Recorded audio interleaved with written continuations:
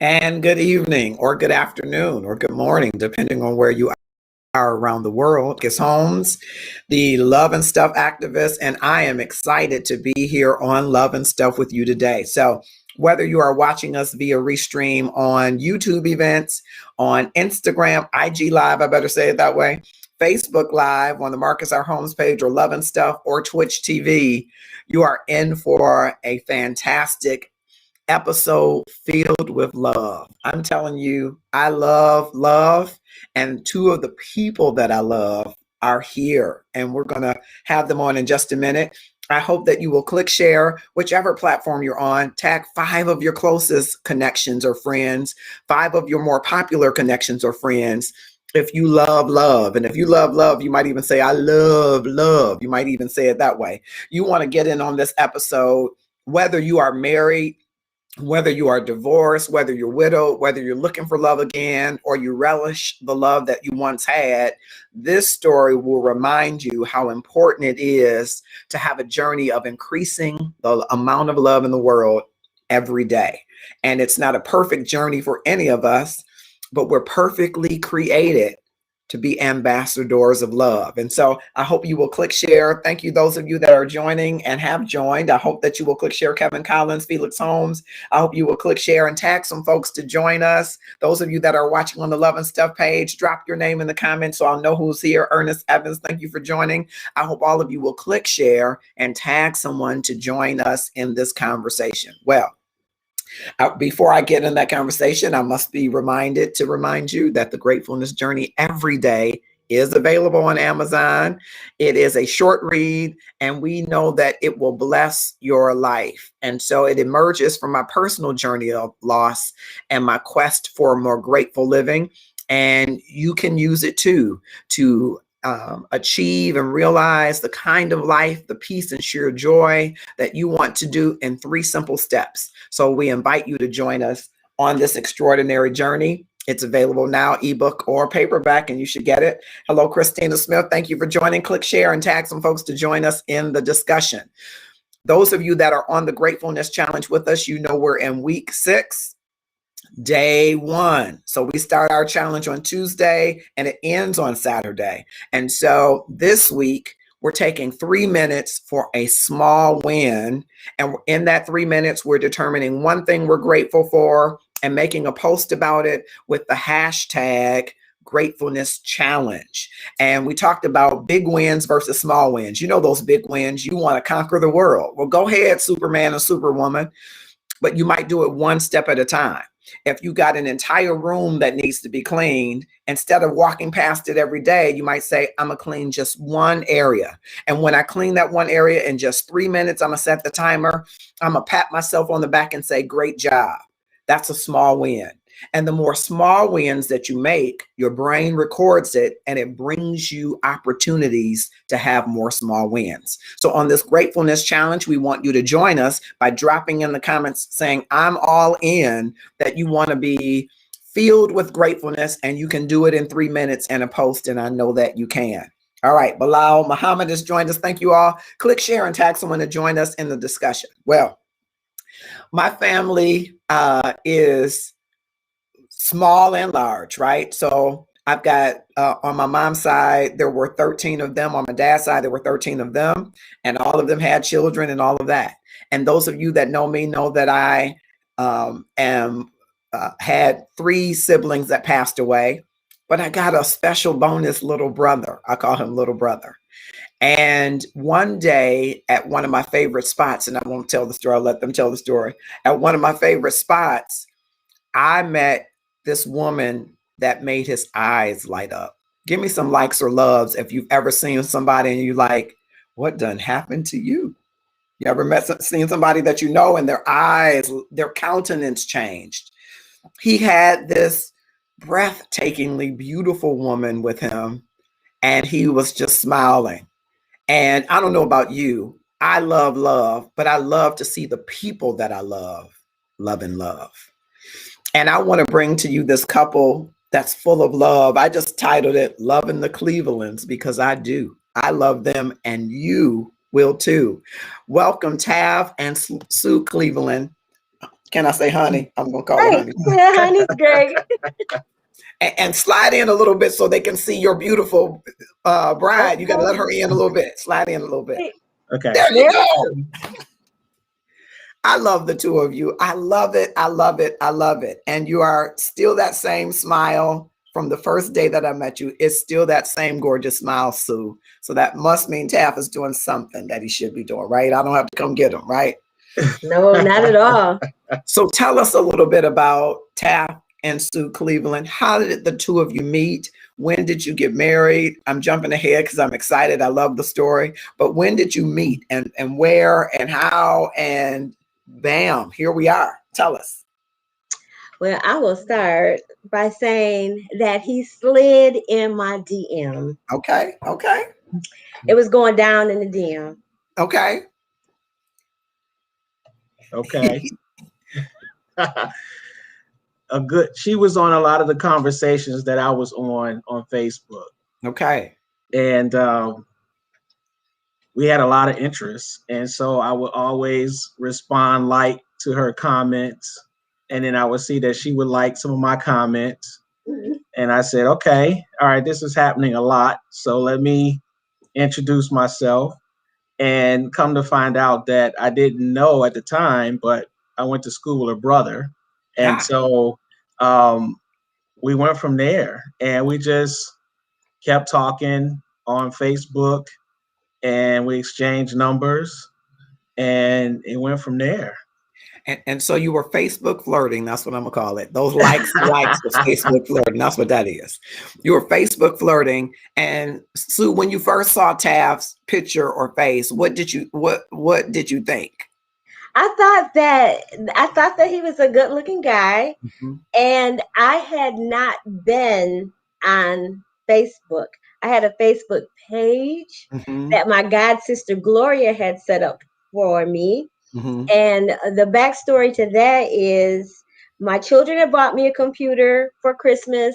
It was April, and I still hadn't even opened the box to the computer because I don't like social media and computers and things at that time. Got it. And my pastor, well, he's bishop now, Bishop Sharp, had told me that I needed to get lost. And once I got lost, a good man was going to be able to find me. He said, right now, there's a good man looking for you, but he can't find you because you're not lost. And I let him have it. I told him he needed to pay a little bit more attention to preaching on tithes and offerings so that the church could do a little better. People were asking me for rides in my Hummer, but so I had my thing together. I also let him know that I already had a man with a whole lot of alphabets after his name. So just because I haven't brought him up here doesn't mean you don't know him and you don't know me. And I also told him that I am not Catholic. I'm Baptist, and I have a phone in my bosom. Call him up and tell him what I want. I got a direct line with Jesus. I don't need him to intercede for me because he's not a priest. So you worry about your other members, but don't worry about me because I got this.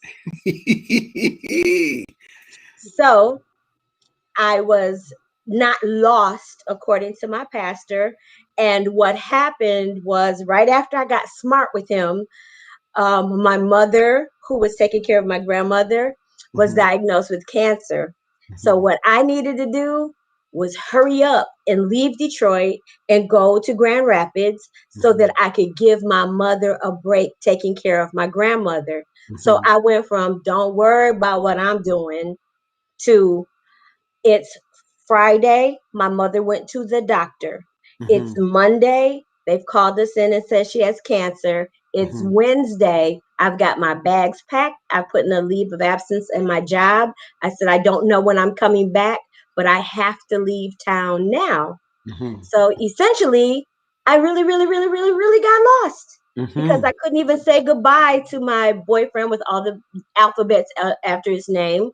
My friends, I was just uprooted and taken straight to Grand Rapids in the blink of an eye. Wow. Taking care of my grandmother with Alzheimer's. meant that at nighttime when the sun went down, she was up. Mm-hmm. And she's a standby patient. So what I did was I pulled out that computer that I never used, and I got on the Facebook page that my god sister had set up for me, and there was this guy. There was this guy. Yeah, And and he was liking all of my pictures and everything I yeah, said, and I, I went, he's good looking. yeah. I And wondered, I I could wondered if tell he's a why he nice guy. would, Sue. I could know why he would because you're good looking too. So, Thank Tab, you. when you saw Sue, what were you thinking? I was thinking she's beautiful. Yeah. Um, at the time, I think I had stopped dating, and so I was just focusing on just me and TC, Mm-hmm. and the more we started talking back and forth on Facebook, the more I realized that there was a friendship that was growing. And so, with her being in Grand Rapids, and at the time I was in Detroit, Mm-hmm. I knew that there would be a time for us to meet. But at the time before then, we just kept going back and forth and just talking on Facebook. Mm-hmm. And what I love is that neither of you were looking necessarily. Right. And while people say, I might not find anybody on Facebook, you found each other, you flirted on Facebook with your good looking selves. You were flirting on Facebook and started to build a friendship. Yes, How important has that friendship been along this journey for you? paramount, Yeah, paramount. it's been Mm-hmm. everything. Yeah, because if the person that you love is not your best friend, there could Mm-hmm. be all kinds of things that could come up between you. And I'll say that when I say best friend, if I break it down kind of moronically, Mm-hmm. many people move into a neighborhood and you have a neighbor to the right, a neighbor to the left, a neighbor across the street, Mm-hmm. and you learn to love them Mm-hmm. and you look out for them and you say, that car hasn't moved out of the driveway. Let me find out what's going on with it. It Mm-hmm. doesn't necessarily mean that you're best friends, Mm-hmm. but you do love that person. You Mm-hmm. care about that person. But Mm-hmm. when that love goes from, I'm looking out for you, I care for you, to you are my confidant, you are my turn to, you are my soft place to land, you are the place where I feel unafraid, Mm-hmm. something altogether different comes about. Mm-hmm. So it was a love that turned into like friendship kind of thing. Mm-hmm. And there is no way to break the friendship bond, in my opinion. Mm-hmm.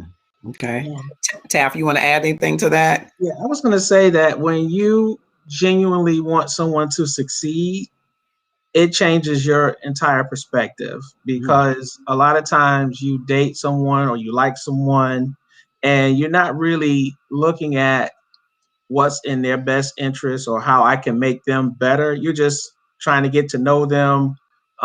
You're attracted to them. So you're clouded with a lot of things that typically would, as soon as you get in a relationship, as soon as something happens and the relationship starts to be impacted, then you start to look at, okay, it wasn't as deep as I thought because I was just so focused on either their looks Mm-hmm. or what they could bring.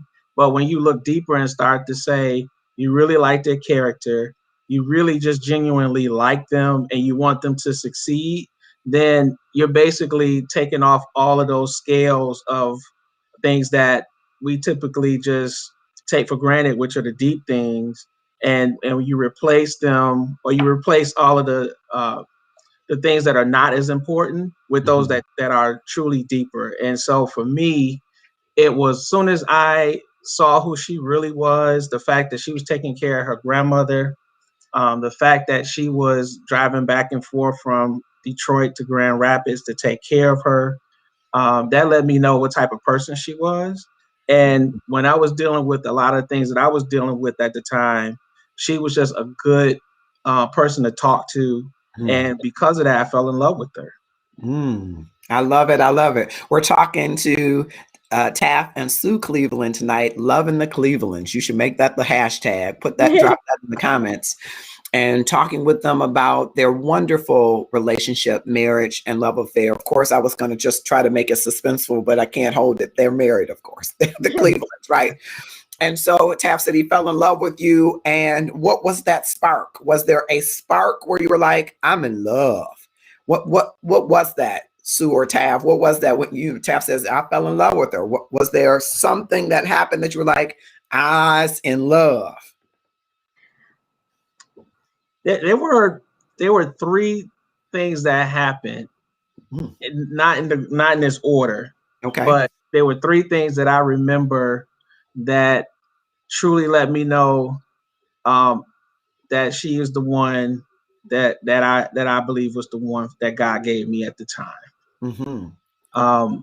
One was I was sick, and I was at St. John's Hospital, and she drove from Grand Rapids to come to the east side of Detroit to check up on me to make sure that I was fine.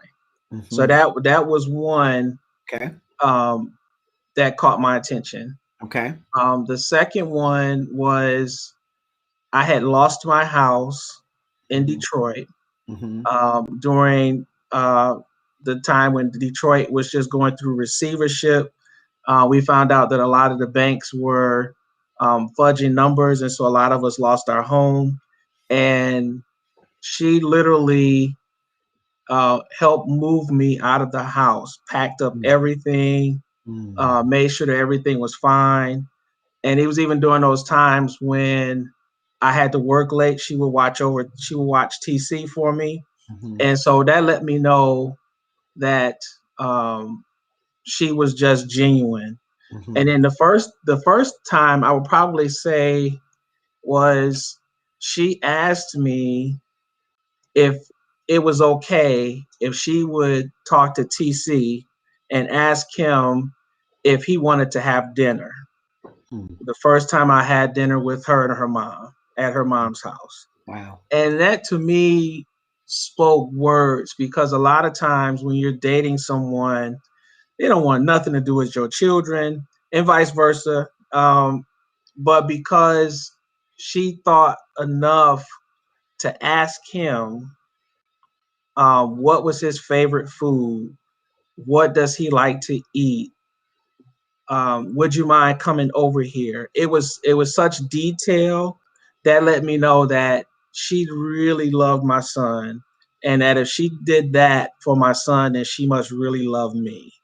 And so those were just three things. There's probably 100 things that happened along the way, but those were like three big things. First of all, who comes to visit you in the hospital? Sometimes family don't visit you in the hospital.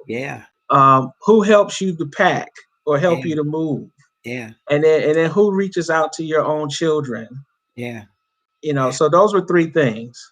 Yeah, I love it. I'm wondering, Sue, how does that make you feel to hear it recalled? Because it's warmed my heart. I'm almost to tears, because one of the things I love about it is when Taft just shared about the foreclosure and losing his house, there are some women who would say, you don't have your house, I'm done with you. There are many women that when a man loses something of value or something that they felt that maybe he could have managed differently, I'm telling you that made you a keeper to me, and I'm I'm not involved in a relationship. That made you a keeper. How does it feel for you to hear that recounted? It just warms me up. Beautiful, because I had gone through a divorce and I lost my beautiful home as well. And what I was trying to tell him was that he's not the first or the last that something like this could happen to. And what was breaking my heart, even though I had just met you. How many months had it been? 2? I mean, this is like the second time I saw him face to face, and I didn't want him to feel like A, he was alone, B, he was a failure because this had happened. And what I was trying to explain to him was that I was kind of like this superwoman, and he could go ahead and leave the house and I would take care of everything because it appeared to be too painful for him to watch. Mm-hmm. So what I did is I put an APB out to all my friends, and I told them I need boxes, boxes, boxes, boxes, boxes. Bring these boxes over here. And then I went and got my nephews, and I went and got a truck, and I boxed up this guy I was kind of interested in house so that he wouldn't even have to see that. Wow. See it Wow. packed up. And the thing that I remember the most and that makes me feel so good is not only when I found out he was sick, I made a joke and said, it's because you just saw me and now you've parted and you feel like your heart is broken. But there was a car in the driveway of my grandmother's house that wouldn't start. The battery had died, and I needed to get past that car to get to Detroit. I'm 5'2", 157 pounds, and I put the key in that car, and I put that car in neutral, and I pushed a car out of the driveway by myself so that I could start up my car, back around it, and drive to Detroit and tell them at the hospital, I am everything to him. I've driven 2.5 hours to get here. I know you're about to close, but I need to make sure I see his face. I need to make sure that he has good food to eat. And those nurses let me stay until maybe 2 a.m. They said, just don't make any noise. So it makes my heart feel good that the things I did, he still remembers and recognizes. Yeah. And did you know at that time that you were in love with him? Were you in love yet? Or when did you know that? I knew that I was in love with him the very first moment I saw him face to face. And Wow. I know that it was the truth because I walked into the restaurant where we were going to meet for lunch. Mm-hmm.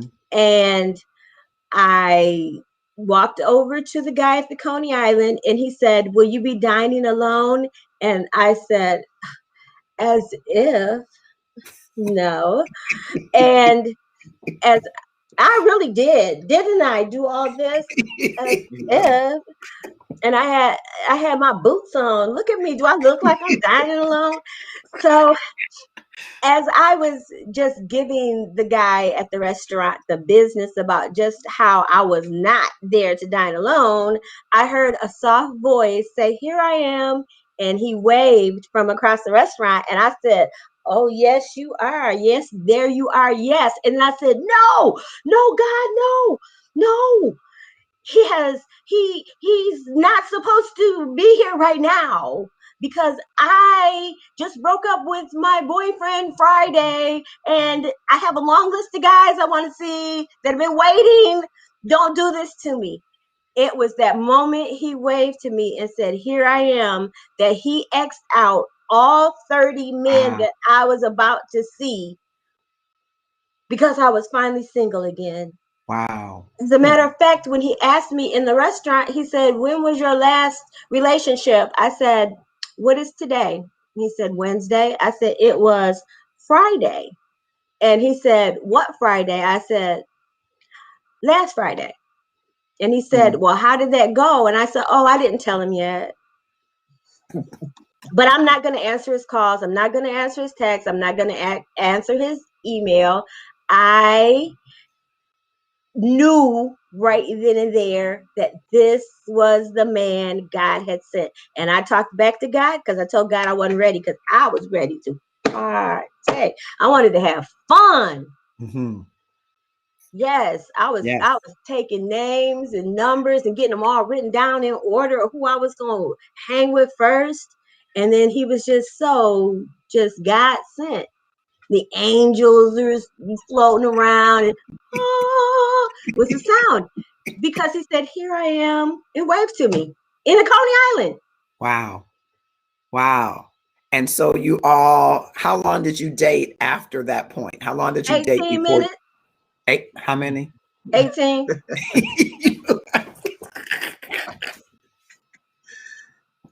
But see, while she was thinking all of that, at the time, I wasn't even seriously looking for anyone at all because it was just so much on my plate at the time. Okay. But when she said that she was going to be in the city, I said, okay, now's the time to at least get a chance to see her and see what she was about. And then it just blossomed from there. And I didn't get on the highway and go back home to Grand Rapids after we had our 5-hour lunch first date. And tell me about that 5-hour date. Was it googly eyes all the way through? What was that like? It was this. It was, I'm gonna take off this rented evening gown and you take off your tuxedo, and I'm gonna tell you just how low down, dirty, filthy rag, saved by grace I am. And I want you to not fool with me. If you don't want to mess with somebody that's a sinner saved by grace.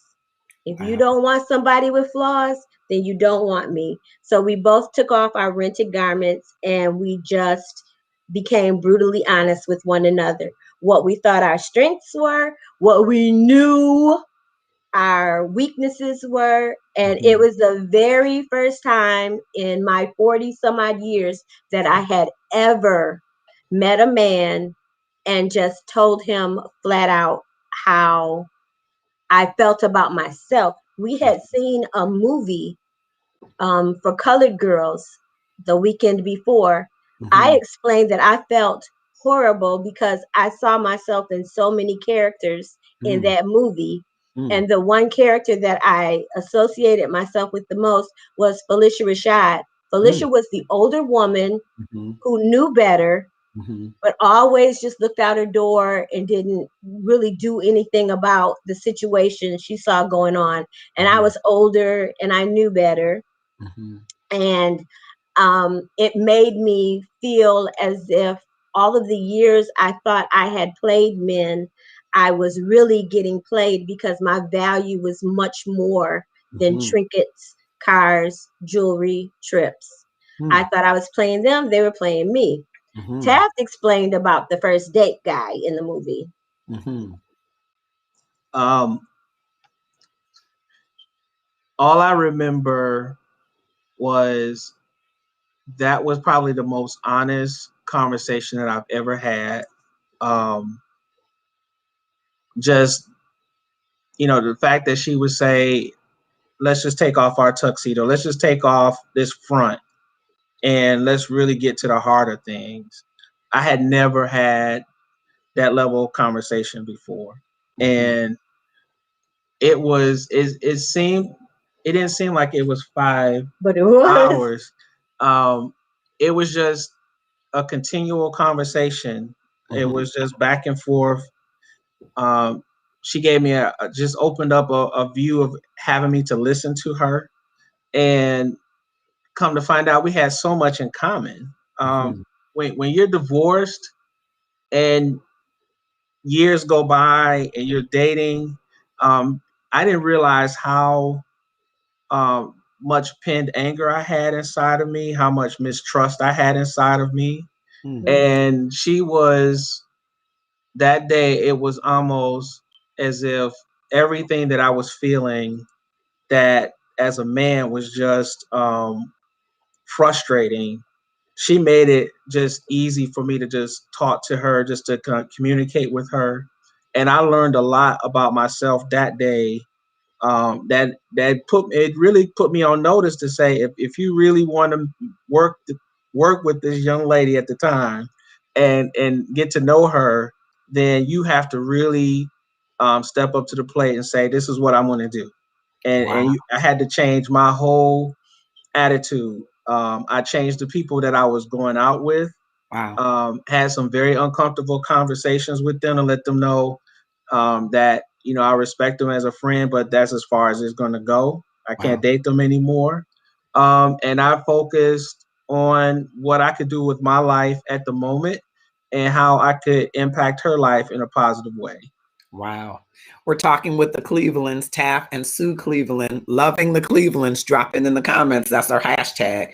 Tina Gibson and Eunice Hunter. Vicki Johnson Williams has joined us. Thank you, Greg Johnson and Karen Poole and Jesse Burrows. I hope all of you will click, share, and tag some folks as we deepen this discussion. It's already deep, but we have these two wonderful people, both who were divorced, both who met on Facebook, and whose friendship and 5-hour lunch date, I love that, deepened into a wonderful relationship that has blossomed. And we want to pivot and talk to them a little bit about, you said 18 minutes, Sue, but how long did you date before you got married? And how many years have you been married?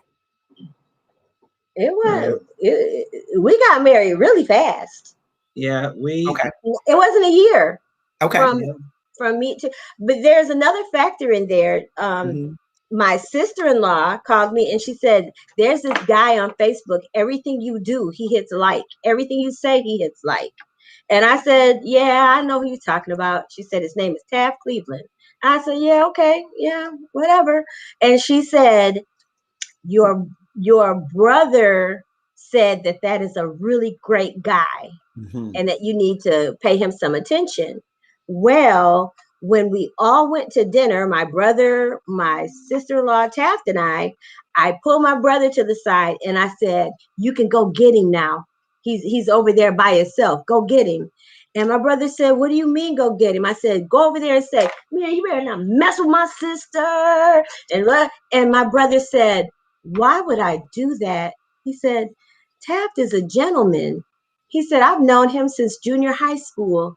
He's always been a gentleman. I don't have to say anything to him about loving you. Right there, boom, my brother said it. You said that was it. My brother said, that's the one right there. Yep. I love it. I love it. I love it. I want to talk to you a little bit about, because at a point, you know, you were both commuting. So I want to talk to you a little bit about that and its impact on your relationship and how you've navigated that. But before I do that, Taft, you mentioned TC. And so for our viewers and listeners, they don't know that TC is Marvin, who is grown just about now. I can't believe it. But talk to me about having a blended family. What is that like?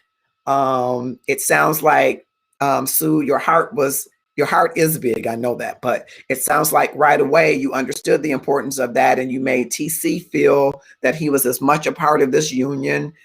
So talk to us a little bit about blending your family together and how did that work in this relationship? Well, I could tell you, out of all of the women that I dated, after I had TC, after his mom and I had divorced, there was probably only one young lady that knew TC, that he knew her and knew that we were dating. Everyone else, I never brought him around them. It was one of those things where if it got to a point where I was serious, then I would introduce him to her, but it never had gone to that point. But one of the things that I just grew fond of when I met Sue was her background in dealing with children, and so that gave me a lot of it just reduced a lot of the anxiety of, you don't want to introduce him to someone and it don't work out and you have to explain it. So the timing of everything was, I just wanted to make sure that when we were together, that he knew that he was loved and that he was valued and that she saw him in the same light that she saw her own two sons. And so that to me was the foundation. But all of that foundation came from just the trust, because most times when people start a relationship, things are on a high level. And in our case, it seemed like it was test after test. You know, it was either someone passed away, I lost my house, I was in court, and she would be in court. Every time I was in downtown Detroit in court, she was with me. And so it was everything that you can think of that would be your lowest point, she was right beside me. And it was comforting to have that. And so when we started our blended family, that trust was already there. You know, TC was just a little guy. He couldn't have been no more than 8 years old. And so you know, it was from our side, I think it was just trying to form just to get a family and set that structure in place where most times he was talking to her and talking to me. And that let me know if he's not talking to me and he's talking to her, then he trusts her. And I'm never going to grow up, so we're going to play. and they literally, while I was at work, they would go everywhere. Anything that was fun, they did it together. Campfires in the living room. Oh, fishing in the bathtub. Wow. But she made it, and we I don't think we were even engaged at the time. It was just when you really truly genuinely love someone and you want them to succeed and you see the obstacles in front of you, we never shied away from it. We just said we're gonna deal with this. God is gonna be there with us. He's gonna help us get through it. And we always pressed through. It wasn't easy at all. But when we got married, it just made all of those struggles and everything we went through it was worth it. Because I couldn't imagine going through that with any other person. I couldn't have gone through that. Wow. And Sue, on your side, you have how many children, and what was the relationship like with them meeting Taft? Oh, I have 2 grown sons at the time, and now they're old men. They're all gray and stuff, but they respect Taft to the highest degree, and they have a great relationship with him.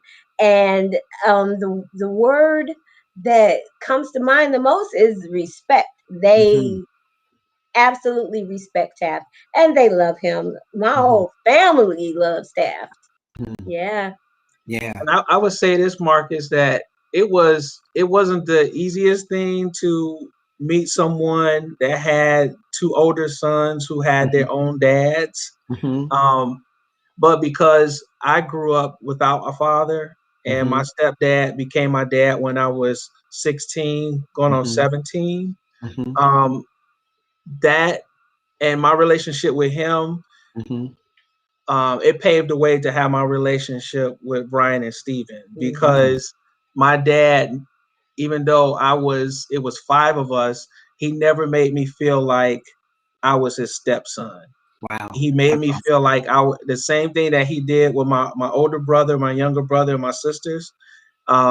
He did the exact same thing to me. And so it was a relationship that was built on trust and respect. I knew that he loved my mother. And so that made it easier for me to look at her 2 sons and her in the same way that he would look at me and my mom. Awesome. And Valencia Adner says, that's so cool. Hello, my friends, my favorite couple on the planet. I know, right? I know, right? We love them. We're talking to the Clevelands, loving the Clevelands with Taft and Sue Cleveland. And then you had this extraordinary autumn wedding that was just beautiful. You were the most beautiful bride and such an extraordinary wedding. And now you're married. And then how long after that, Taft, did you get the job offer in Chicago? Where is the timing of that, and how does that now impact before the wedding? This timing was it was only the timing that God could do, because had it been us trying to do it, we would have messed it up. What happened in April, I was able to buy a house, and knowing that we was going to get married in October, and July, I received an offer to move to Chicago. So I really never lived in the house. I probably was in there maybe at tops a week. Mm-hmm. if you was to count all of the hours that I spent going back and forth. Mm-hmm. But we made it work. We stayed downtown in Chicago, and we had a awesome place. It was minutes. It took me 10 minutes to walk to work. So that became our home, and then Sue would maintain a home in Detroit Mm-hmm. and take the train back and forth. So let me stop you right there because I want to just Yeah, double back.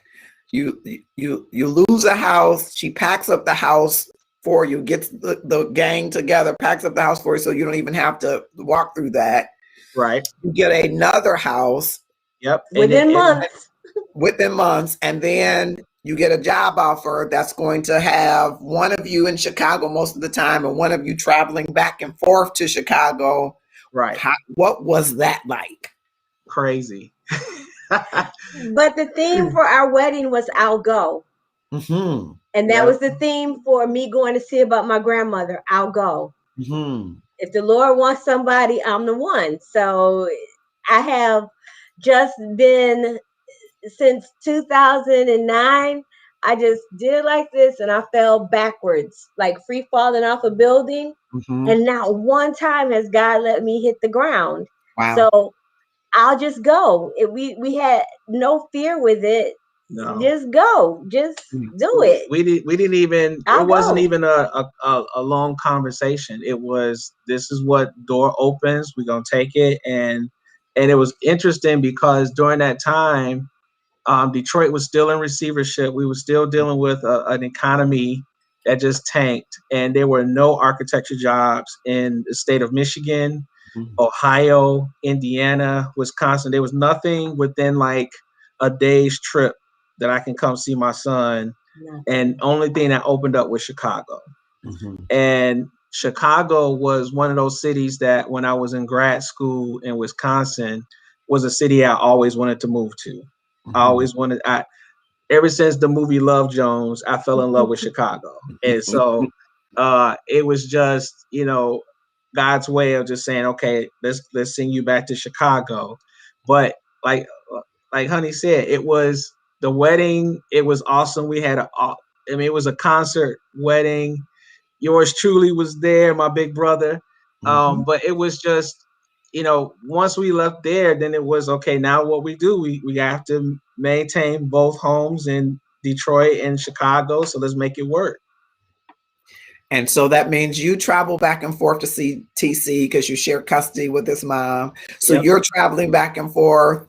And how do you fuel? What would you tell people who are having that kind of relationship and traveling back and forth? How do you fuel the passion? How do you fuel the conversations? How do you fuel the intimacy? You remember that when you see that person, it's about to be another honeymoon because you Yeah. haven't seen them for a week. Yep. So when you see them, there's no time for arguing. There's no time for anything that's negative. It's got to be positive because, baby, I'm getting back on that train in 3 days. Yeah. What do? You want to Yep. make love or war? What do you want? You want to be right or happy? I'd Yep. rather be happy. Wow. That is awesome. I think it's great for couples or people that want to get married to hear that, because to me, it seems to speak loudly to us about how committed you all were to each other and your marriage. Talk to us a little bit about that commitment. You showing us that traveling back and forth definitely show that commitment, but talk to us a little bit about how deeply committed you all are to each other. Wow. I think when you have trials and tribulations and you find yourself in a vulnerable state, that when you have someone that's sitting right next to you praying for you every day, loving on you, making sure that you have everything that you need, loving on the family, and even when you have um, situations that I was in, going back and forth, not only to see my son, but to also make sure that I had the proper time to spend time with him. And a lot of those times it was not easy. She never complained. She always continued to just make sure I had everything that I need. And if I needed to vent, she was the one that would listen. And we still maintained everything. Even when she was in Michigan, we still communicated on the phone. We still communicated on Facebook. And whenever she was coming, I would be at the train station waiting on her. Every time I came, she was at the train station waiting on me.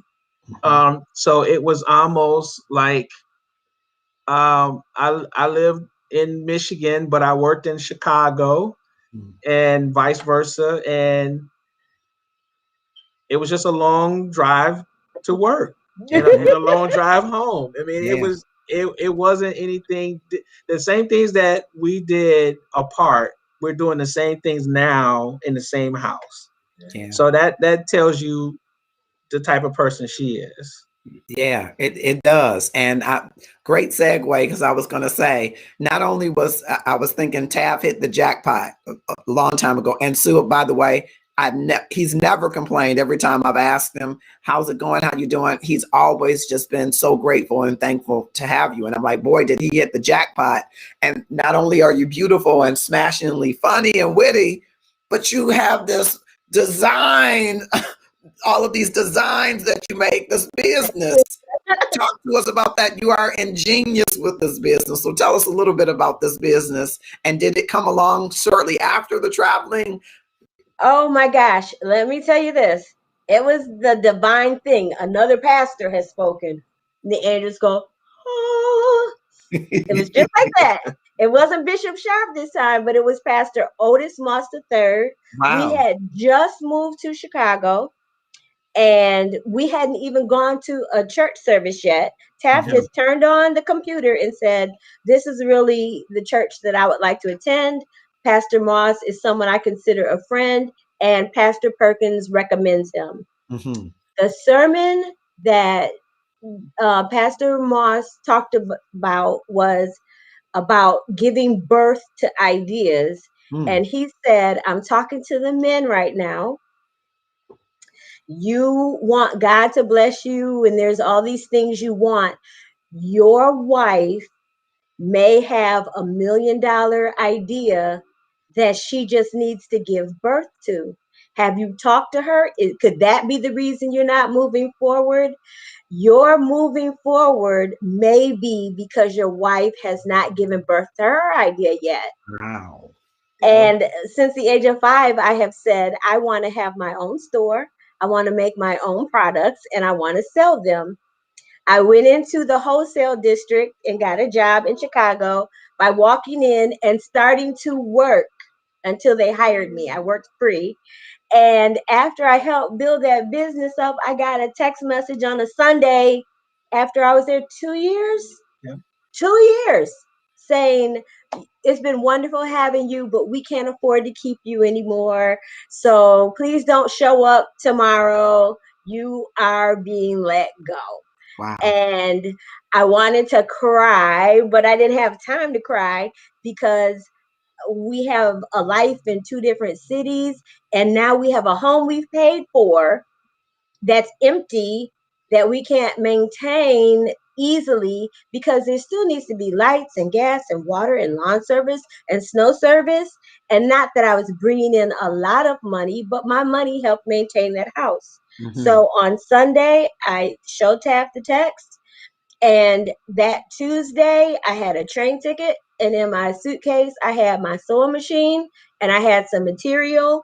And I went to that house that he had bought in April before we got married. And I turned the living room into my store. And I got on Facebook and I said, hey, everybody, I have a store. It's called Honey Love Collective. And if you want to come shop with me, then inbox me and I'll give you the address.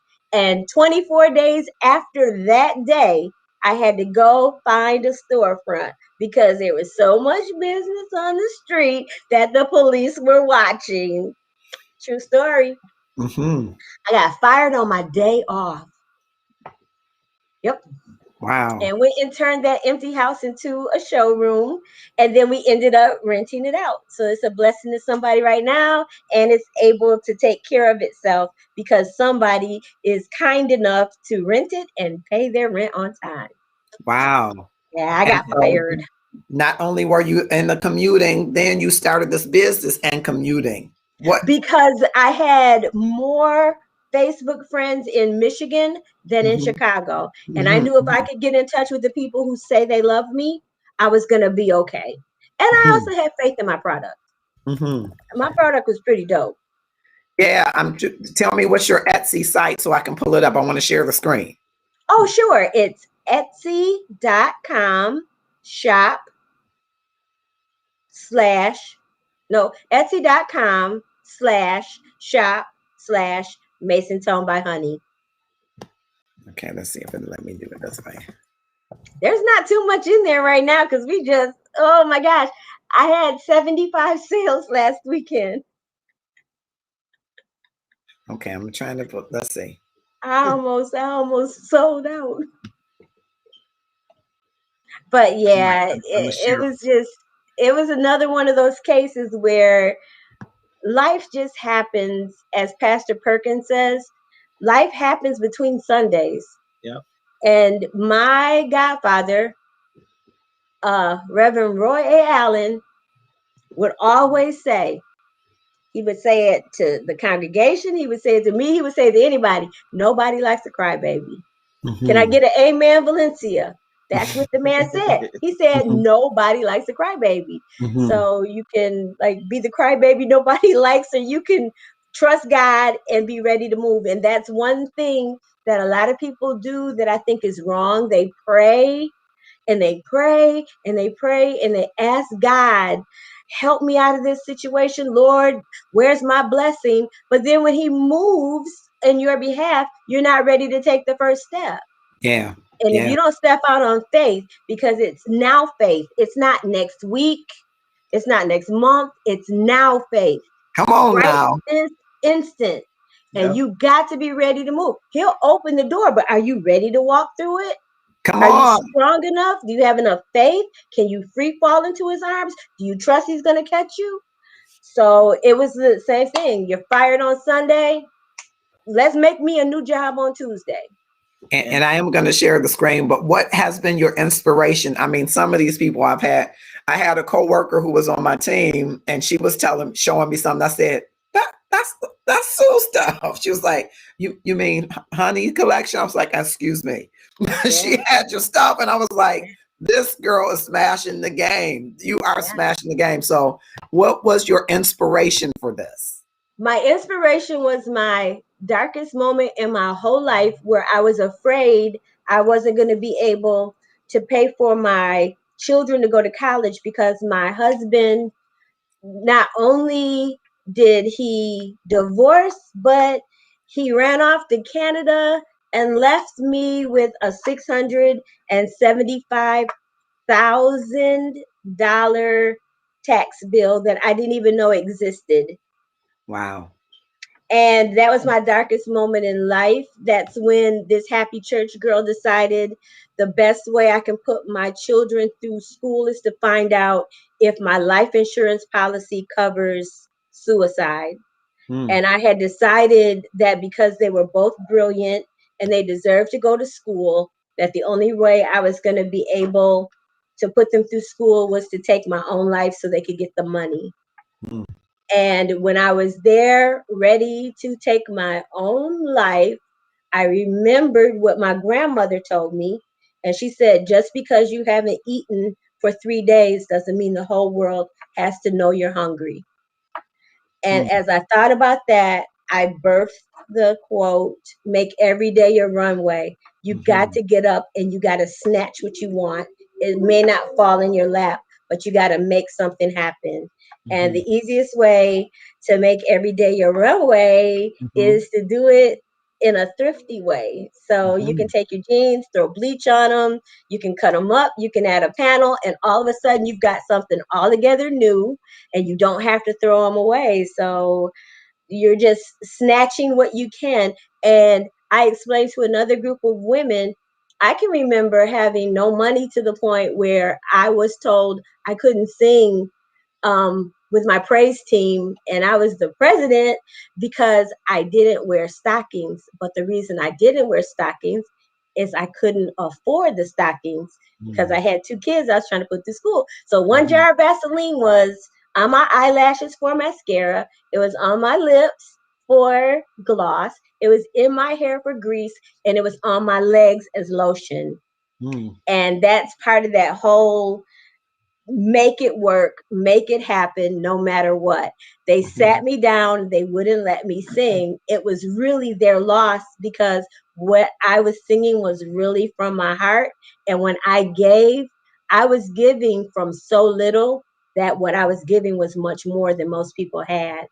But that's it. Yeah. And now you have this successful, thriving business. I am Yeah. so proud of how you are smashing the game with this business and selling out everything. I'm just really amazed still, even though it's been some time, of how you come up with these creations. How did you decide to put the things together? The clothes talk to me. Wow. They talk to me. I just lay them there and they kind of tell me what they want to be. Wow. Yep. No Wow. patterns. No patterns. I just cut and sew and dream and bleach and paint, and I've got 2 commercial sewing machines now and commercial iron, so I'm ready to go for real. But Yeah. really, they just come. An idea will come in my head, and Tab will wake up, and I would not have gone to bed that night because I tell him I just got to give birth to this one design. I got to do it, and I haven't figured it out yet. It's just God gives you ideas and dreams. Wow. Yeah. Yeah. And then the pandemic hits. Oh yeah. Yeah. So And talk the to us. pandemic was a big blessing. Talk to us about it. Well, I can show you about it. All right, everybody, here we go. See that tooth missing right there? I was sick and I didn't acknowledge it and I didn't know how sick I was until the pandemic came. I started making masks for the hospitals in March. I put the first mask on as I was teaching Renee how to make masks so she could make them for hospitals as well. And I said, oh, my breath is not right. Oh, nobody's breath should smell like this. Taft and Renee started laughing because I goof off all the time. But I said, there's something wrong with me physically inside, guys, for real. Long story short, I had an infection that hadn't been caught on the x-rays, and it had almost reached my brain, which was one reason I wasn't making any sense. But when Taft finally saw it, he encouraged me to get in touch with the doctor. The doctor said, get to the hospital. Long story short, I had 3 surgeries during the pandemic. And if the abscess had burst, the doctor said I would have been septic and it had almost reached my brain. I would have died. Wow. So I'm in the process of getting all my teeth back together. We still have one in the front. There's nothing they can do but take it out and put in cadaver bone to save my life. But if I had not been at home with the pandemic, I would have been able to mask my pain, keep pushing like nothing was wrong. I would have been back and forth on that train, and I would have allowed that to rupture because I was pretending that nothing was wrong. And on the flip side of that, I may not even be here because I choked twice. And she did the Heimlich remover on me. And that's when I had to have surgery. So I had 2 surgery procedures last summer. And he ain't no little child. And I had to do the Heimlich, and I lifted him. He says his feet left the floor 3 times. Yeah, wow. it was a condition I had never had before. And so between this whole pandemic, the blessing is normally the car would be in Detroit. Yeah. She would be going back and forth on the train and I would be here. But when the pandemic came, she's been here since February, March last year. Yeah. And so we had the car here. We have not missed anything, no rent, nothing. Everything has been paid for. And so it's just a blessing that even during a pandemic, I have seen her more in this year and a half than I did in the first 9 years we were married. Wow. And I want to talk to you about that pivot, because you shared some things with me the other day that I thought I got to have you share with people here, because I think some people are together all this time and they're like, let me out of there, let me out of there. But I think yours is a different story. We're talking to Taft and Sue Cleveland, loving the Clevelands. I don't know if they're going to make a show out of that, but they ought to. Loving the Clevelands. That should be the hashtag for this charming and wonderful couple and their wonderful story. If you don't think that you can find love on Facebook, you could. Now, I'm not saying everybody will. Be careful. But you can find love. They found love, built a wonderful friendship, relationship, marriage, and life. And so we're excited to have them. So you're in the pandemic. Sue just recently had a birthday. I was talking to them on her birthday, and she said some things that absolutely floored me. So I want you to walk us back through that, Sue. Taft is working at home. You're at home with him. And what is the daily regimen? Tell us, because I'm like, this is the life of a king. But Mr. Marcus, there's somebody on here that is not going to be surprised, because Valencia Edner is the grandchild of Reverend Allen, my godfather, and Dolores Allen was his late wife. Both of them are gone now. Well, when Taft wakes up in the morning, he gets himself all pretty in the bathroom, and he's all shampooed and brushes teeth and shine. And he comes and he sits right here in this chair. And then what do I do when you sit in the chair, Taft Cleveland? She gives me chai tea, as well as apple cider vinegar with lemon. And then I have water, because we drink water all day. And that tea is called a fat bomb tea, and it has butter, MCT oil, cinnamon, green tea, and heavy whipping cream, because I put him on a diet and he has lost 25 pounds. Yep. Okay. And then I come back and I do like this, if he's not drinking his water, to encourage him to drink the water.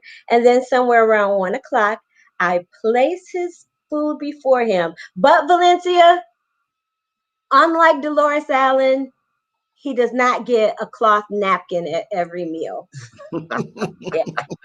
Yeah. Dolores Allen only fed Reverend Allen from the finest china with cloth napkins at every meal. But I almost break out in hives if I see him go to grab a paper plate, because when you have a guest at your house, you treat that guest like they're royalty. And I can't think of a more wonderful guest to be in the house with me than my husband, Taft Cleveland. Come on. He got glasses. Wait, hold on. Wait. Come on, King. What is she doing? Now, Taft, you got to lean over a little so they can see you in the camera. We're only getting part of your face. Okay, can you see me now? His coaster has a K on it and a crown. Come on, King. It says Grandpa Taft, Mr. Taft. Come on, King. Every time he gets ready to drink, then he has his etched glass to drink his beverages out of. And his father bought him a wonderful reusable mug, and I always put his tea in that thermos mug. And I make sure that if he wants a snack, there are nuts and other healthy foods there, because life is too long not to be healthy. So we plan on living a long time, but we got to do better than we have been. But when your mate makes you feel secure and happy and loved, and the way he shows me that he loves me is he anticipates my needs. I said, I need an address book because I keep running to the computer every time I have to have someone's address. Not only did an address book come from Amazon, but it also had a pattern of peacock feathers on the front, my favorite pattern. Mm. Um, I told I told Taft, I want to try those magnetic eyelashes. I like the girls with the long snuffleupagus eyelashes. I mean, within a day, Amazon arrives at the door and they're the lashes. I Mm. told him this time, I said, I like this wig I got on today. Right before Love and Stuff came on, he wanted to know, how many of them do you want? This is Mhm. an anticipation where I don't have to say, you're not listening to me. Do you hear me? Do you hear me when I talk? Do you hear me? Do you hear me? I don't have to do that. I can express that I have a need, a want, a desire, and he hears me. And this is something I never got before in the Mhm. past because I Mhm. only chased the dope boys. I only dated the ballers. And they can give you things, but they can't give you their heart. They can't give you their time. They can't give you their ear. And what I found out is more valuable than anything the ballers could give me was everything that this man had to give when I met him. He had nothing to give me financially, but he did give me his heart. And there's Mhm. nothing more valuable on the face of this earth than someone who truly loves you that will give you their entire heart. All Mhm. of this on the outside. Now he fine. Okay. We ain't got no doubts about that. The man is fine. But all of this is just a protective coating that God gave to protect the important stuff that's inside. And the Mhm. important thing inside is this man's heart. So, because God has given me a gift, I'm going to treat him like he is one of the greatest gifts I've ever been given. I'm not going to Mhm. handle him any old kind of way. I'm not Mhm. going to treat him any old kind of way. He doesn't treat me like that. So, Mhm. whatever I can do as I'm passing through this world, Mhm. now that I've had my second chance at love, that I Mhm. didn't have him find me till I was 50, Mhm. this one is gold, and I got to treat him like he is. Mhm. Period. He Mhm. deserves it. Mhm. Yes, And I Tam, rub his feet. how does that feel to hear? Like I'm over here just excited for you. How does that feel to hear? Oh man, my chest is just beating with just full of love and pride Mhm. because all I remember is Pastor Perkins talking about, knowing the love language and Mhm. knowing the language of love that your wife is speaking, Mhm. um, and being observant and listening, and not just listening just to get something in return, but just Mhm. to listen to make sure that she has everything that she needs. And Mhm. so sometimes it's funny. She may write something down, and I get excited about trying to get that before she even knows that I bought it for her, Mhm. Mhm. so that when she gets it, she's surprised. Mhm. And so it's I know she works extremely hard. I know Mhm. she's taking care of our family in so many ways. I know that she has saved my life at least 3 times Mhm. that I can think of, just off the top of my head. Mhm. Um, but it's just it's almost like the story of Job. I mean, he lost everything, Mhm. and yet and still God gave him everything, Mhm. uh, 100-fold more than he ever could imagine. And Mhm. so, we when we met, we were homeless, Mhm. we were jobless, Mhm. and now we have, 2 properties that we own. One is already paid for. Mhm. Um, her career, her second career is really booming. And the funny thing is, Marcus, she never told me any of these things. When we Mhm. first met, she never told me about her passions, what was driving her and what she wants to do. Mhm. And if she would have told me, I probably would have had another reaction. What do you mean you want to start a store? You know, during at that time it was it was during, the worst economic recession we've seen in our lifetime. Mm-hmm. But the fact that she held that close and just kept that with God. And then when God brought it to her, she was able to tell it. Just lets you know what type of person she is, and the type of genuine love and just the heart that she has for the people that she ministers to through her clothing line and through the things that she does with her business. So we have far more now than what we had when we started. And it seems like yesterday when we were both just standing there with a suitcase wondering, okay, what we're going to do in Chicago, because we got nothing. Because we had to come to a place that we had never seen before with no money. And these people said, just come. You can live in our unit in Marina Tower, Marina City, across from Trump Tower. Some people said, wait a minute. We've never been there. We've never met these people. Did these people actually say, come with no money and live in the unit we own, and you can pay us back when you start getting paid?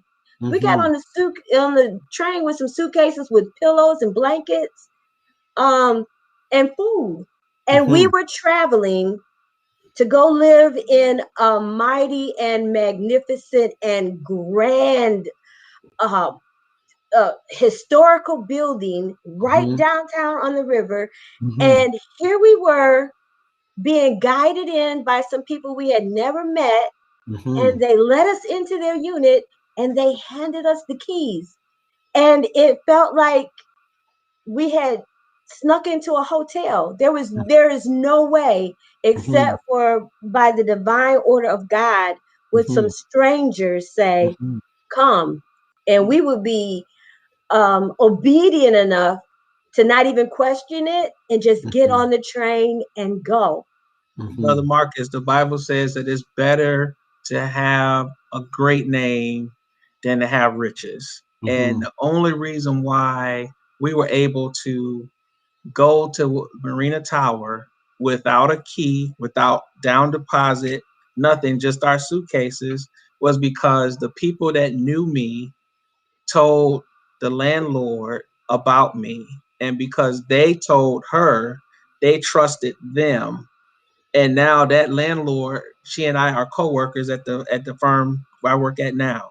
Wow. So you can see how, even as God connects these dots, had I would have acted a fool or thought that I was so arrogant or didn't thank anyone, that I would have been blowing my blessing with the person who was our landlord, not knowing years later that she would say, oh yeah, I know Taft. Yeah, he can work with us because of your name. Wow. And so we value our name because we know that God knows our name. And that if he knows us that much and loves us that much, then the least we can do is value him. And so, all it's so many stories that are in between all these just milestones that we're giving you. But it's just, when we look at it, it's nothing but the grace of God that has brought us to where we are. Yes. We're talking to Taft and Sue Cleveland, loving the Cleveland. See why I'm loving the Clevelands?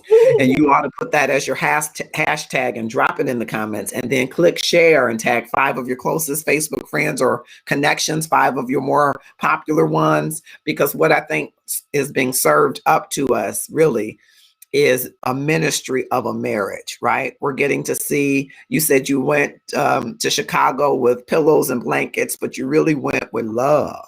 Yeah. You went with love, and going with love alone is telling us a lot, I think, in this community, that love can take you a long way. If you're really vested in that love, vested in nurturing that love, vested in growing together. So I want to ask you a couple questions before we let you go, because there are other people who want this, right? They're like, ooh, me. I need Bishop Sharp to give me a word. I need Reverend Moss's number, right? Some people want it so badly to be in relationship and have something similar to what you're enjoying. So I think you gave us some tips in listen when you get a word and act and step out on faith when it's the time.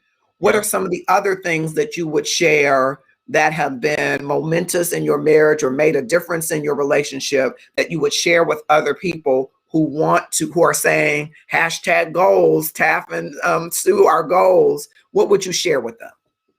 I would share for the woman, like Bishop Sharp said, to get lost. And I'm not talking about get lost because you went on a trip. I was relocated. But once I was relocated, I had no one to talk to but the Lord about it. I can't complain to my mother because she's battling cancer. I can't complain to my grandmother because she has Alzheimer's. I haven't even said goodbye to my friends. So the only person I had to talk to and to delve into and to get close to was God.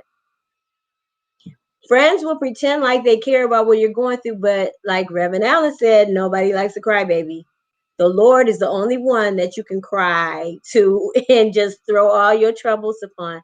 And so, if you really want to get yourself ready to be able to move and have the right man find you, get lost in the Word, get lost in the Lord. Show him that you love him with all your heart. Show him that you're depending on him. Show him that you're not even looking to the right or the left, that he is the only God that you serve. Find yourself lost in the Lord and let a good man find you to be a good thing. Get lost. Wow, wonderful. Get Okay. lost. I would probably say, don't take yourself so seriously. Mhm. Um, you know me, I'm laid back. I could be conservative at times. I have my funny moments, Mhm. but she's my yang to my yang.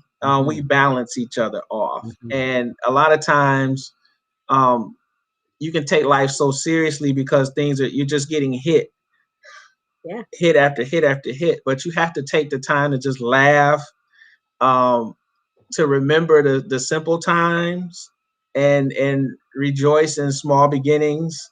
Mhm. And one of our funniest moments was probably just looking at the Amtrak Mhm. chronicles, just going back and forth from Chicago to Detroit on the Michigan Wolverine Amtrak train, and I just Mhm. was so tired. and just when you look at life from that prism and you see what other people are going through, and just Mhm. some of the drama that you see, and you just have to laugh at it because Mhm. um, it lets you appreciate life. Yeah. Mhm. And when you take that and you apply it to your individual life and to your marriage, you realize that we could be gone in a vapor. Life can Mhm. be just over in a minute. Just to enjoy the simple things. Mhm. I've learned just being with her being here. Mhm. It's just this is a time when people are just frustrated. They don't Yeah. want to be next to nobody. They want to be Mhm. out the house. Mhm. They don't want to deal with anyone. They Mhm. tired of wearing a mask and seeing the person that they never see during the day because they're at work. Mhm. And I can see her and I can hear the sewing machine going at all times of the day, even Mhm. early in the morning or at night. As soon as the idea comes in her head, and when I hear that sound of the sewing machine going, I Mhm. remember a time when we couldn't even afford a sewing machine. Oh Mhm. boy. I remember the time when the sewing machine would break down and we're like, we got to go to Walmart and get another one At because midnight. at midnight, and we would get up, put our clothes on, and drive to Walmart, and then she'd go back and start sewing. So it's like little things, just the sound of the sewing machine is Mhm. just God's way of just saying, I've always prepared a place for her to do what she's doing. And this is my way of just letting her know that if you trust me, there's nothing that I will not That's do for right. you. And so I'm more cognizant of it now within COVID because we're forced to almost internalize things differently. And Mhm. so every time I hear something, I hear God whispering, saying, "That's me." And so I'm constantly thanking him for little stuff. And then he handles the big stuff, and then I just praise him even more. But you can't take yourself serious. Okay. I want to double back to something, Sue, that you said earlier. You were saying, do you want to be happy or do you want to be right? And because you guys are traveling so much, you didn't have time to spend with that. What do you say to couples that get lost in the fighting and the back and forth? I still say the same thing. You pick your battles. Do you want to be happy or right?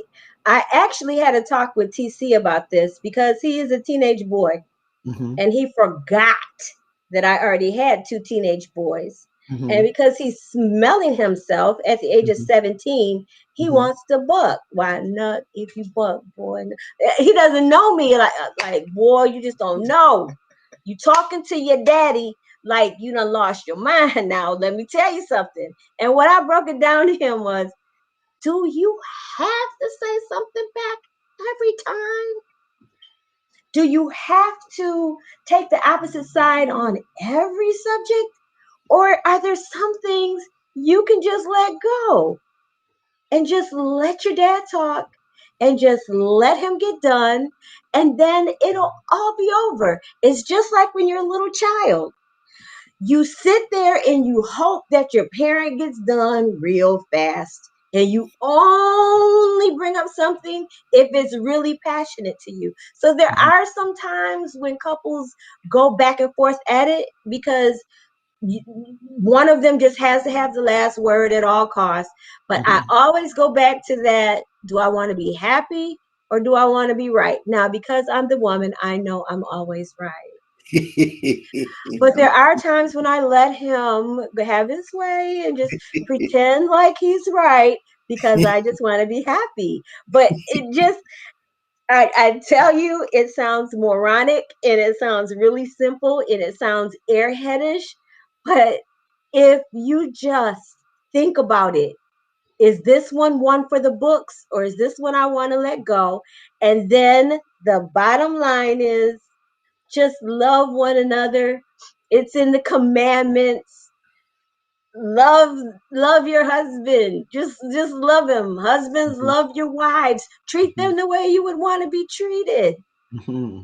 And don't sweat that small stuff. Do you want to be happy or do you want to be right?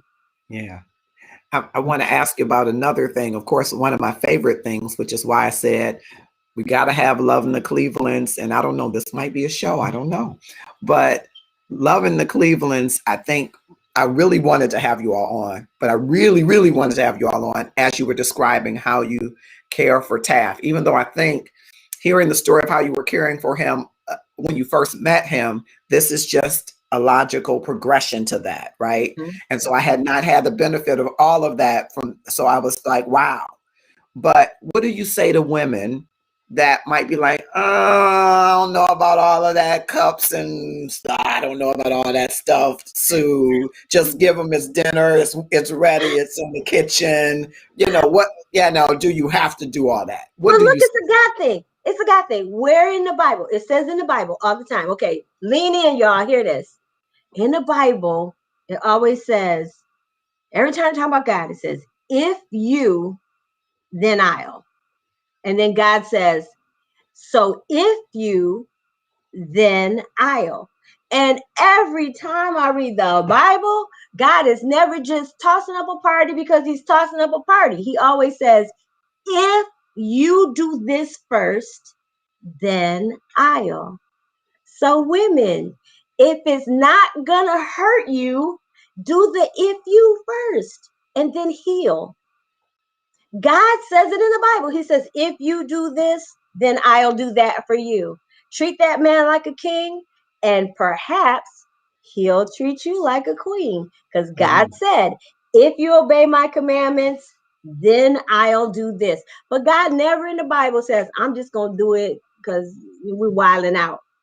He always has that stipulation, and that's just the way I interpret it. Yeah. Even with God, he says, if you do this, if you show me this, then I'm going to give you eternal life. If you trust me, then I'm going to take care of you. If you knock on the door, then it's always a if you, then I'll in my life. That's just the way I have interpreted it. Got you. And Tav, how when she does that if, then how much more does it make you want to do the then when she does the if? Well, if you already are doing it, then it's just it makes you it drives you to do more. And it's not that you're in a competition, because we know that there's no competition in love, but No score. But it's can't keep score. if somebody is doing this because it's for your health, it's for your wellness, it's for your preservation, then the least thing I can do is respond by showing her that I hear her, I appreciate that, and this is what I'm going to do for you, because I know that this is what you need in order for you to be well, in order for you to be whole. And so my dad always took care of my mom, and my mom always took care of my dad. And that's a model that I remember growing up that I saw. I always saw my dad just taking care of stuff. And it was always an unspoken, it was always an unspoken action that was with it. I don't have to ask her for that in the morning. And if she forgot, I don't have to remind her and say, "Oh, you forgot," and what's going on. She's just doing it. And then what I marvel at Big Brother is that there are times when she's not even 100% herself. She may be on 30, 40%. And I can see her and I can say, "No, I got it. I got it." She said, "No, I got it." And then she'll take care of that. She'll do what she needs to do, and then she'll go rest. So that's just when you have someone that loves you, and those are just little things. Those are the little things that she does. There's other things that she does that I probably would never know, because she just does them. And then when I look around, it's done. So it's it drives you to do more. And Taff, what would you say to brothers that want to find somebody like Sue was lost, find somebody? What would you say to brothers about readying themselves so that they can find a wife, find their good thing? Wow. First thing you have to do is be willing to listen. I look back at the older men and the elders, how they always talked about going to God before every decision that they made, or talking to God throughout the day and asking them for advice or wisdom. But then it was always the elders that had all of these little wise gold nuggets of through the years that they've been around in the marriage or what have you. And I always think about Mother Davenport. Be cool. Be cool. She lived to be 103 years old, and we asked her, what's like what's the one thing in life that we can take from you, because you lived through Jim Crow and all the way in Arkansas and made up the Great Migration in Milwaukee. What is that one thing that we can take from you that we could just say, okay, that's the key to life? And she said, just be cool. Be cool. And it wasn't no trust in God. It wasn't no, get your green hanky out, and it wasn't nothing, get your bottled water. It was nothing like that. It was just be cool. And what I've learned is when a man just does what he needs to do, and he's just working and making sure that everything he's doing God is pleased with, he'll just look up and God will just say, see that right there? That can be you. But I need you to continue to do what I ask you to do.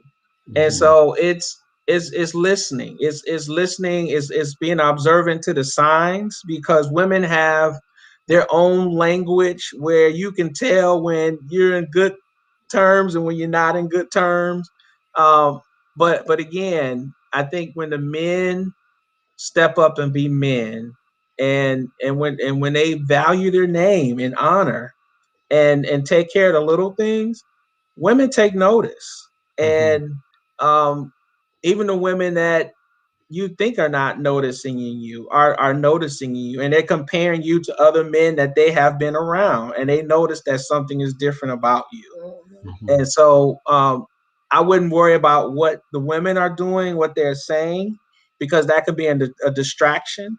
But I just tell brothers, just just focus on the main thing. Like Pastor Perkins always says, keep the main thing the main thing. If you just do that, then God just will open up the door all around you, and you will be surprised um, just what you have wanted and desired in your life, even the hidden stuff that you didn't even know that you had even asked or questioned.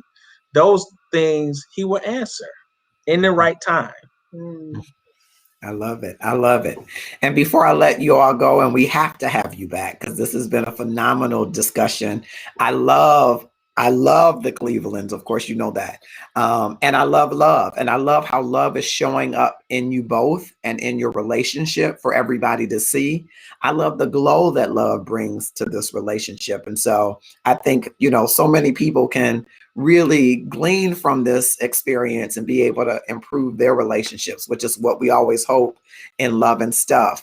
Sue, tell us a little bit. Honey, tell us a little bit. Mason Tone, tell us a little bit about your store. I know it's been wiped out. Everybody's buying your stuff, but where can people go to see your stuff? Just tell us that and we'll make sure we drop it in the comments. Yes, it's etsy.com/shop/Mason Tone by Honey. And when I get all my teeth, I'm going to be able to say it better than that.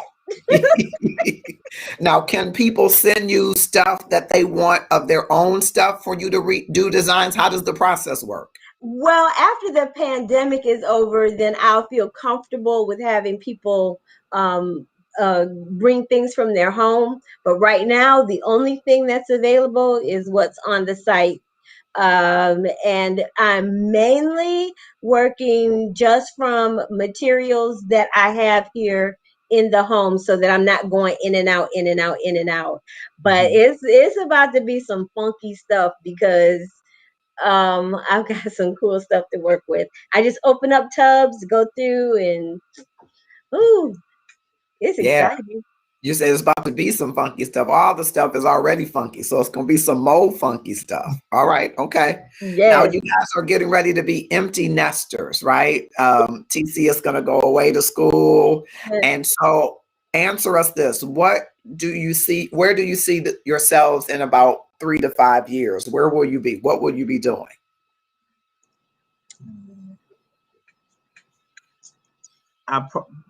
We probably would be doing the same thing. We will just be maintaining both residents, unless God gives us another direction to do something different. But we're probably going to be just upgrading the condo that we're in now, and just making sure that it's what we want it to be. And then I'm sure Honey will have something that she wants in the next 3 to 4 or 5 years. Well, what happened was, everyone knows that growing old is not for sissies because it is rough. You got to be really strong and fight. And one thing that happened to me growing old is suddenly I can't wear jewelry. I can't wear my wedding ring. I can't. Oh, wow. All metals, even platinum, burns me. Wow. So I was thinking that since I'm very, very frugal and I don't blow money, I pinch pennies and I watch what I'm doing. I was thinking that it's a really good time to start looking into some more property since we have one home that's maintaining itself. Instead of a diamond upgrade ring, I think I want some property. I want to play Monopoly with this man. Okay. I want something where we can sit down and really sit down and put our feet up and let some other streams of income come in so that we can have Mai Tais for lunch. Okay. Hmm. I want property. Everybody on here heard me. I'm telling everybody on Love and Stuff, I want more property. I want Yes. something that appreciates. I want Yes. something that's going to grow. I want more property. Okay. Wonderful. Most people just want a car. No, I live in Chicago. We got subway, train, buses. No, we live right here on the bus line. Number 3 and 4 comes right here. No, I want more property. You I want want more something that's property. gonna appreciate. So we can, Appreciate. so we can sit down. I want something new. I want to watch something grow. All Mm-hmm. right. Well, thank you, Taft and Sue Cleveland. You've been wonderful. I appreciate you so much. We have to have you back. Thank you so much for sharing so Thank you for candidly and having us. transparently. And I gotta say one thing, Mhm. but I'm shy. I don't talk a lot. But I gotta say one thing. I had to say that Mr. Marcus, I call you Mr. Marcus because I think you are such a gentleman. And I Oh, thought that the moment I met you at Northland, and I yes. said, "Ooh, this is the first friend I met at Tabs. I hope the rest of is classy like this because I like this man so much." And I loved you the Oh, moment I hugged you. And oh, I just love you more and more every day. oh. Yep. I love And you I had to too. say this too, and I will make it official. I already told you this yourself, but if I say it on Facebook, it's official. I think that Mr. Marcus can out sing Smokey Norfolk any day.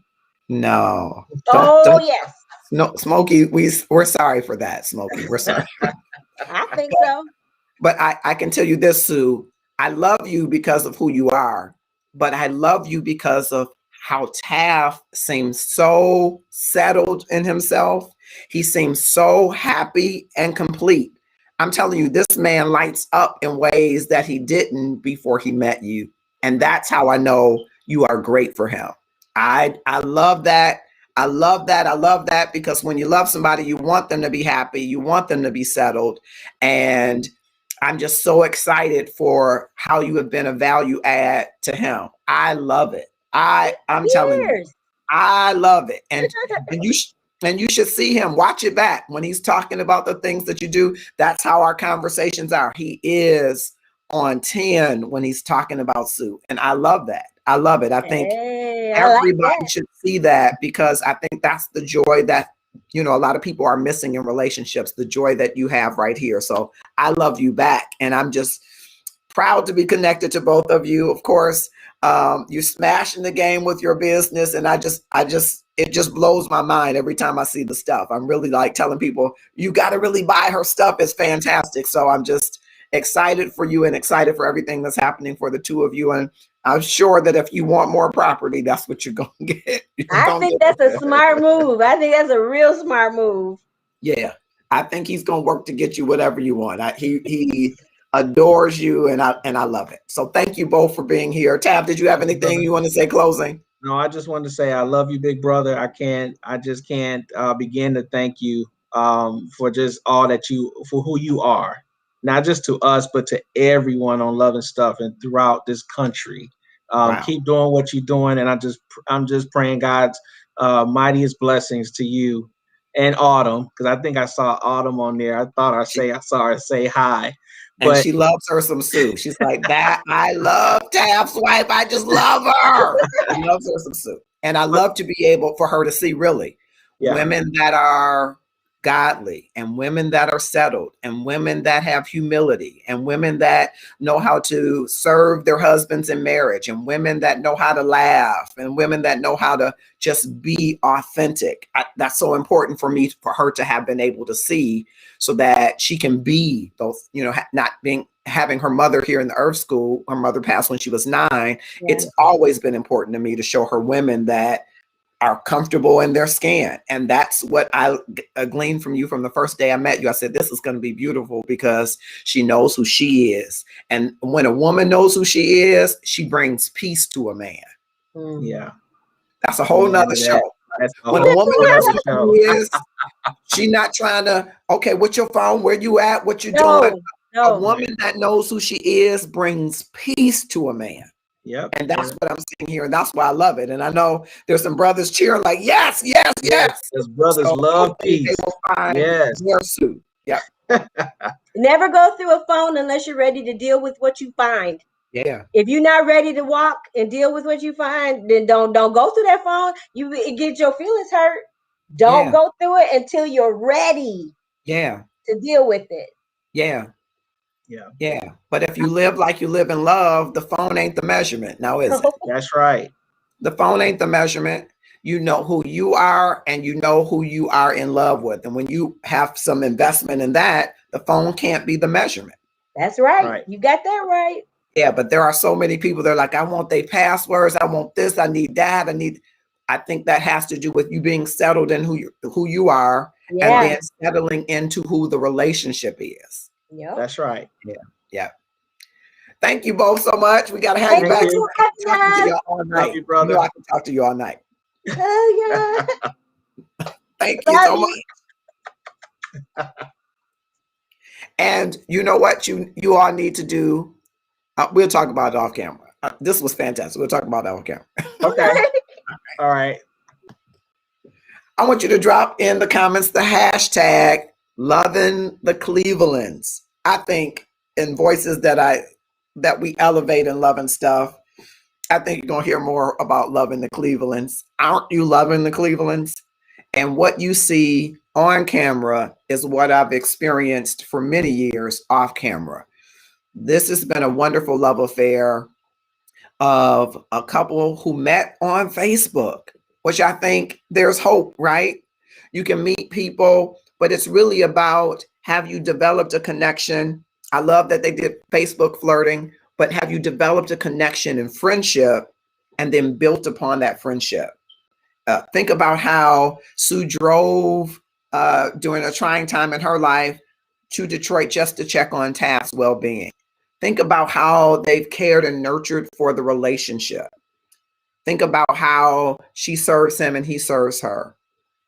Think about how love becomes what you invest in your love.